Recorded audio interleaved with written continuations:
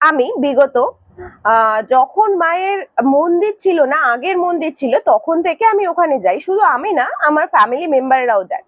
হ্যাঁ, তখন হয়তো মায়ের নাম এত ছিল না, এত চর্চা ছিল না, তবে মা কিন্তু ছিল। কিছু গোষ্ঠীর লোকজন যারা তাদেরকে বেশি প্রায়োরিটি দিচ্ছে, এটা কিন্তু অন্যায় করা হচ্ছে। সাধারণ মানুষের কথাও কিন্তু ভাবা উচিত। হ্যাঁ, আমরাও কিন্তু কালী পুজোর দিন প্রায় 1 ঘন্টা কভার করে মাকে দেখার দর্শন পেয়েছি। মা কখনো কিন্তু কে ছোট কে বড় কে সেলিব্রিটি এগুলো দেখে না।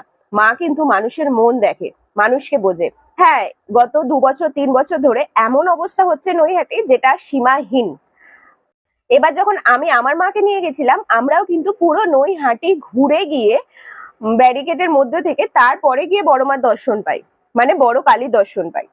এবার প্রত্যেকে বলবে, অনেক বৃদ্ধরা এসছে, অনেক বয়স্ক দাদু ঠাকুমারা এসছে, এমনকি 3 মাসের বাচ্চা নিয়েও এসছে, কিন্তু তাদেরও কিন্তু 1 সেকেন্ডের জন্য মাকে দর্শন দেওয়া হয়নি। মানে 1 সেকেন্ডের জন্য গিয়ে মানে 1 মিনিটও দাঁড়াতে পারেনি, তাদেরকে লাইনে চলে যেতে হয়েছে।